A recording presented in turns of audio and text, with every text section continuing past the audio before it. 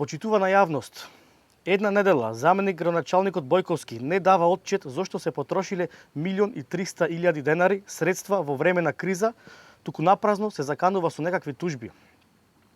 Заменик градоначалникот на општина Битола, Бојан Бојковски, објаснува како ние сите, носители на јавни функции, не смееме да шириме лажни вести. Да го потсетам колегата Бојковски, како втор човек во градот, носи одговорност за цела локална самоуправа и подписниците на овие високи енормни пари на граѓаните потрошени во угостителските дејности. Документот што го приложува колегата нема никаков датум од кога датираат овие суми.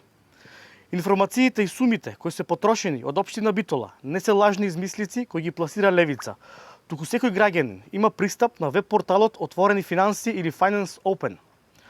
Овој портал има намена секој граѓанин да ги следи трансакциите на својата општина, па според овие информации, општина Битола потрошила 22.000 евра во угостителски дејности. Пред судските закани на заменик градоначалникот Бојковски и неговото барање за извинување од советниците на Левица, нека кажи јавно дали општината потрошила голема сума на пари на граѓаните и кои биле подписниците на овие сметки. Бараме политичка одговорност за ова расипничко водење на општината. Левица нема намера да се извини поради тоа што Бојковски како заменик градоначалник, наместо да поведе одговорност кон граѓаните и општината, тој самиот се изолира од средствата кои се потроши на граѓаните од страна на неговото раководство, како предводник на локалната самоуправа. Дали вистина дека заменик градоначалникот Бојан Бојковски се заканувал и насилно се однесувал врз млади лица на возраст од 20 до 22 години во ноќен клуб во Битола?